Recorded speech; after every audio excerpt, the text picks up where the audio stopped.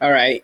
Don't want to get copyrighted, but guess it's time to talk about the next movie in the DC Extended Universe, Suicide Squad.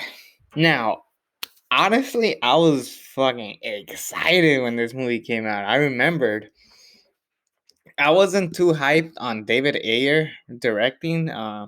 David Ayer did Fury, which I personally think it's an incredibly overrated movie. Um, that was the name of the movie, right? With Shia LaBeouf and Brad Pitt, right? Yeah, but I loved End of Watch. So I thought we were gonna get that side uh the series, but yeah, I remembered when we were getting excited for it. People were super hyped for Suicide Squad. The MTV Movie Awards did a fantastic job on promoting it. Everything about it was just super exciting, from the promos and everything. It was just great. And trust me, we needed a really good movie because the summer of 2016 was pretty bad. I remember there was just bad movie after bad movie. It was just a terrible year in the summer of 2016. Don't get me wrong, that year was actually pretty incredible for movies, just not the movies we wanted to get excited for. And Suicide Squad was unfortunately one of those. Now, we were all deniers at the time, myself included. If you go back and watch my old review, I used to say, fuck these people, I'll fuck the critics, and this and that. It was a very bad review. I was wrong. I was wrong for saying all of those things, and I apologize since because, yeah, this movie's pretty bad. I remembered, I bought the t-shirt before the movie came out. I just wanted to enjoy the movie. I wanted this movie to be fantastic. My friends, we all were excited. We were like hoping for a great movie, but we just had to admit one day or another that this movie was not good. And why was it not good? Because this movie was all kind of like not sure what it wanted to be, similar to what the DC, Batman v Superman and Man of Steel is like, kind of like trying to do multiple things at once. The difference is this thing is trying to do like an origin story for each of these characters. They even have like little side things. The graphics are god awful. And most importantly, the most disappointing thing about it was the story. How did you fuck up a story this simple? Now, one of the biggest things that movies should never do is falsely advertise the movie you're trying to sell your audience. The whole time we were thinking it's gonna be the Joker versus the Suicide Squad. That is what we expected. That is what we wanted. And instead we get the Enchantress, who got released by Amanda Waller, the one who is planning the Suicide Squad. Um, and and she's the one responsible for all of this. And now she is sending.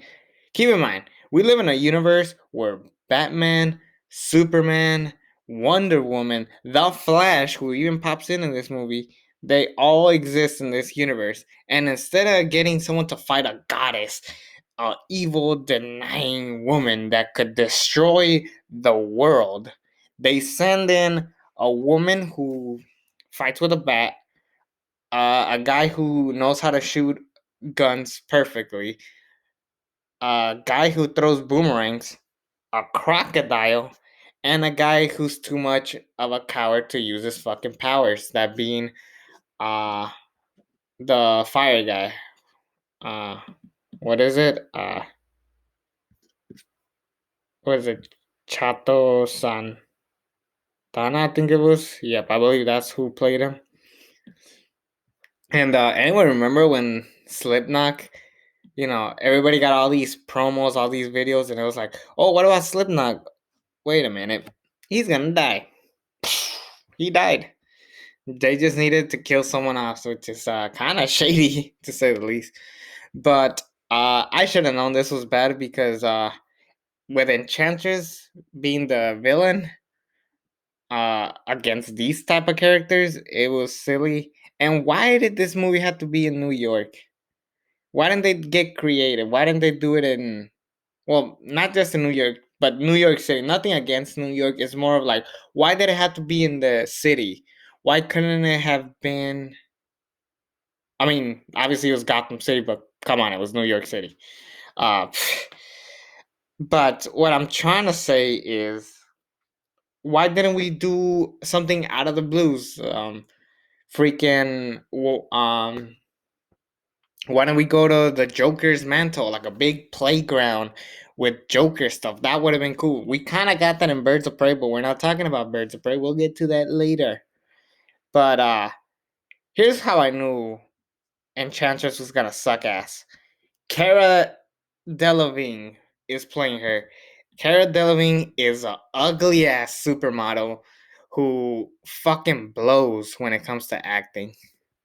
That's the honest truth. That is how I feel about this character or this person. Fuck Cara Delevingne. She should never, ever try to act. Like hell, she should never even dance. Remember that dumb shit she was doing? Don't get me wrong, her effects were pretty cool. The whole hand and then switching, that was pretty badass. But that's it. Um, anyways, yeah, this the Enchantress gets released out of her, and the Suicide Squad has to stop her of all people. Where's the Joker in all of this? Oh, that's right. He bails out Harley Quinn in a brief scene, and then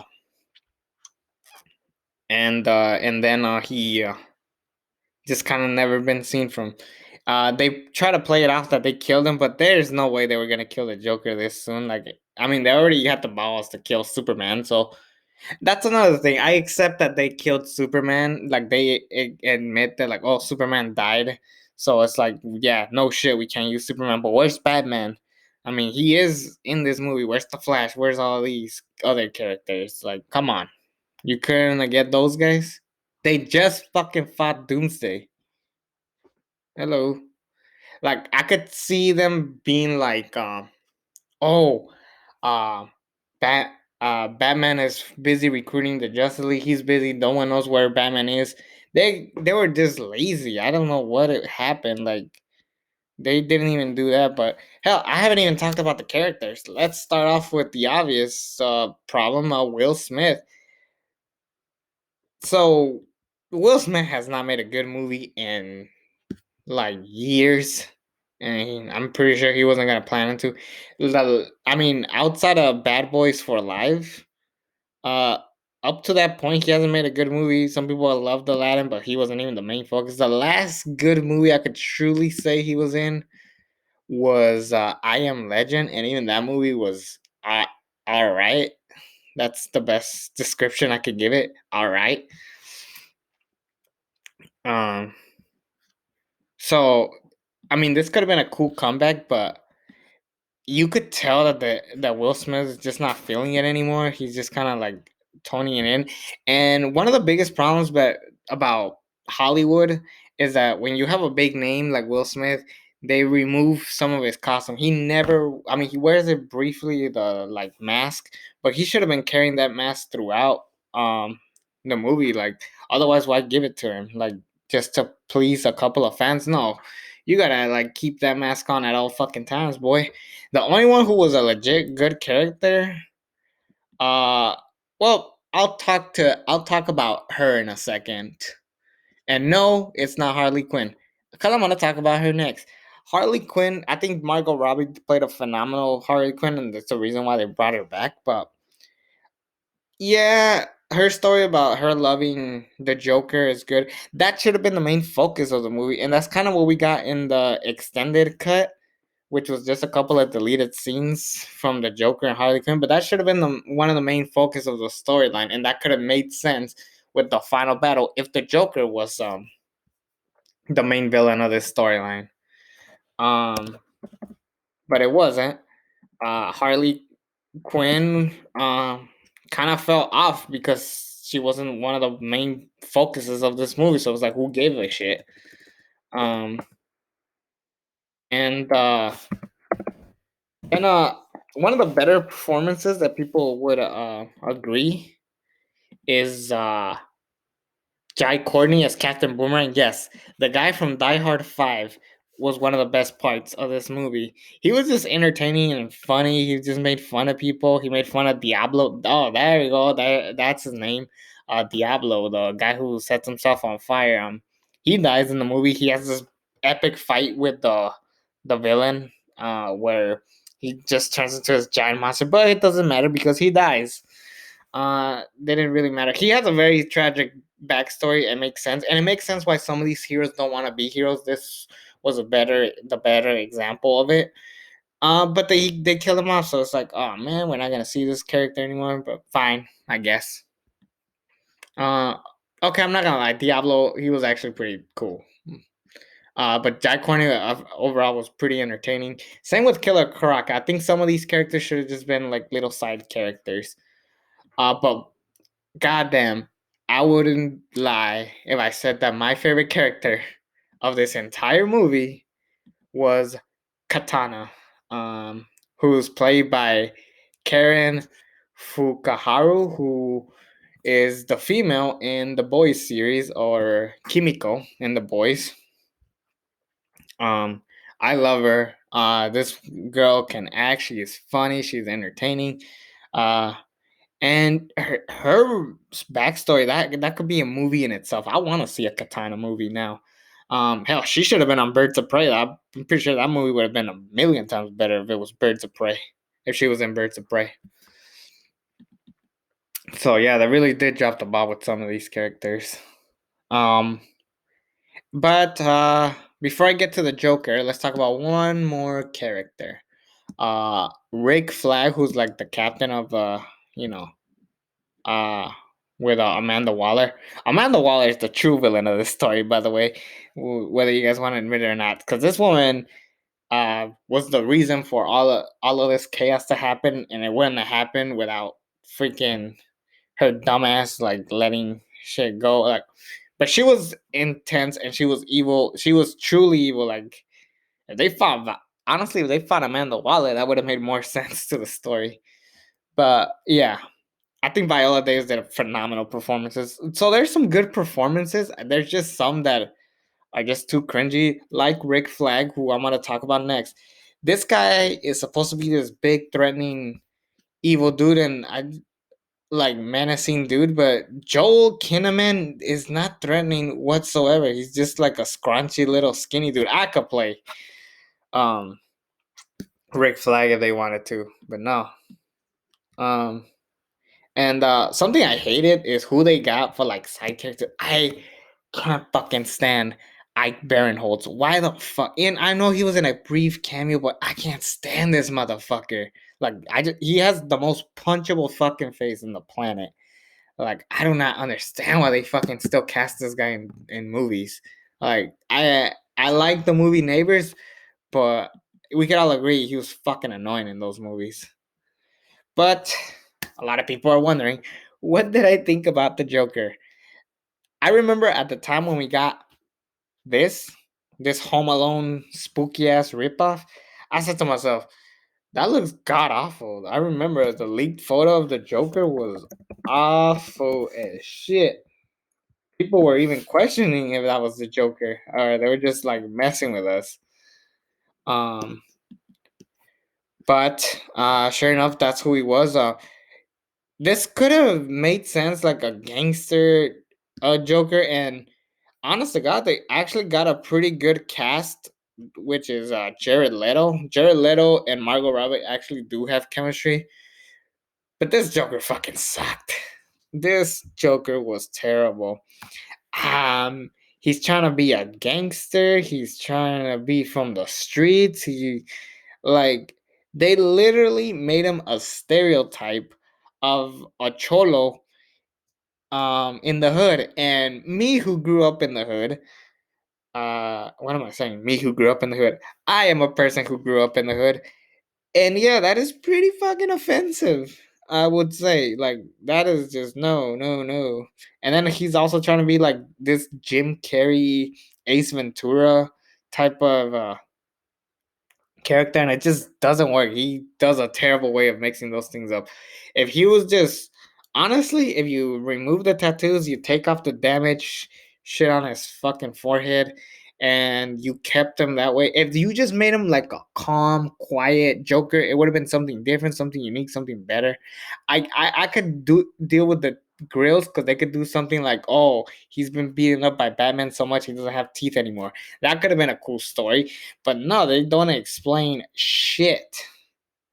You just kind of have to go with it sometimes. And I'm not one of those people that needs an explanation to everything in every movie, but god damn it.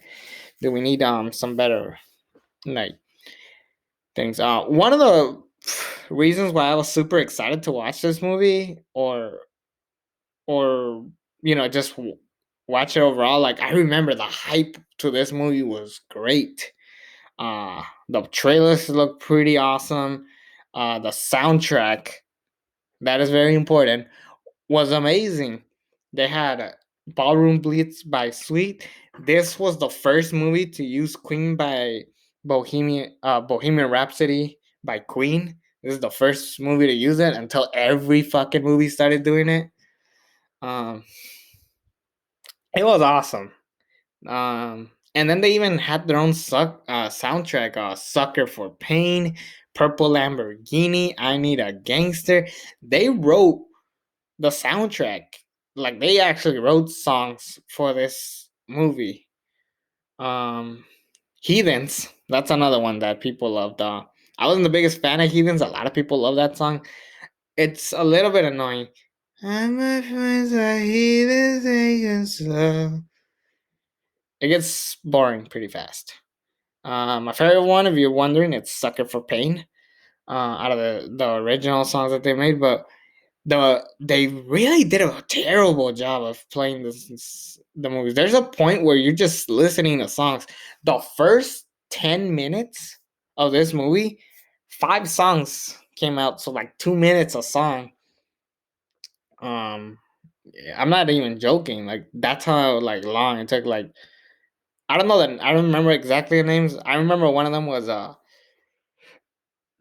um You Don't Own Me and Sympathy for the Devil, and of course Purple Lamborghini. Yeah, those songs were in the like first 5 minutes. Like they just sucker punch, no pun intended, a bunch of songs at you, and they didn't feel necessary. They just felt like they weren't even connected to the story. Deadpool did a better job at it, which came out this year, and that's another thing. I didn't bring this up in the BVS review, but making the Ultimate Edition rated R just because Deadpool was a draw, that is a big no-no. Do not copy people just because something worked. Just because something worked for something else doesn't mean it's gonna work the same for you. You gotta have your own audience. You have to entertain us in your version. And I think that some people just do not get it. David Ayer, who said fuck Marvel, is just so focused on, you know, entertaining these fans, making them mad, making them lose their shit. Instead of focusing on making a good fucking movie, he had a good movie, and then they had to change the script. Stop fucking with our movies, Hollywood. Stop it. Just fucking stop it. All right? Jesus Christ. If it doesn't draw, then why'd you hire them? Why the fuck did you hire these people if you're not gonna let them do their fucking version of the movie? I want to see the air cut just so I could be satisfied and say, "Holy shit, we at least got the guy's vision, whether or not the movie was gonna be good or not." But damn, like shit. This is why people love M. Night Shyamalan, even though he has had some of the shittiest movies in the world. At least the man had his vision. Like no one ever fucked with this guy's art, no matter how shitty it was. Oof, that was a bit of a rant, but it's the honest truth. This was just a big clusterfuck of just people messing with other people's products, and we got a fucked up shitty ass version of the movie. And I am ashamed that I once said that this movie was great. I am ashamed that I used to love this movie. I still don't take back all of the little like nitpicky things that I said about it. I still think that the characters are fine.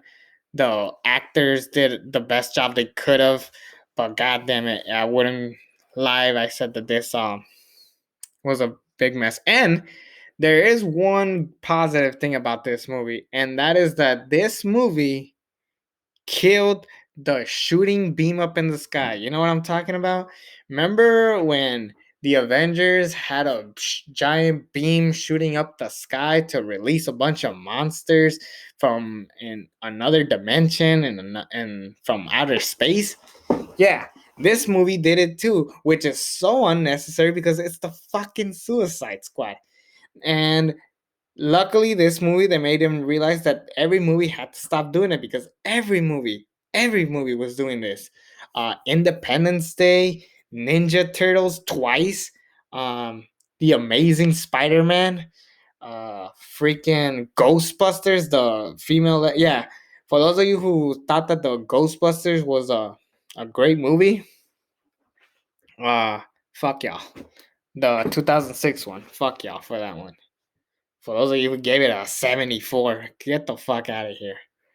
Um, yeah, this movie killed the giant beam up in the sky. Thank God for that.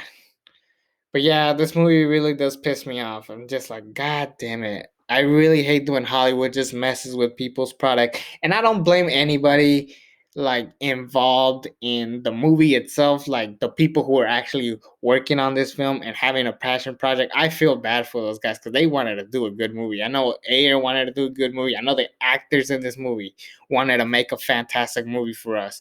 But they cut off so much and they gave us nothing to make us satisfied. Like, swear to God, all you wanted to do, Warner Brothers, at this point is just do whatever you wanted just to sell toys and draw money. You people make me fucking sick. I hate you for this. Anyways, that is my review. I can't believe this video turned into a rant, but I'm pretty sure it's gonna get a bunch of views and a bunch of comments in the comment section. Comment all everything you want.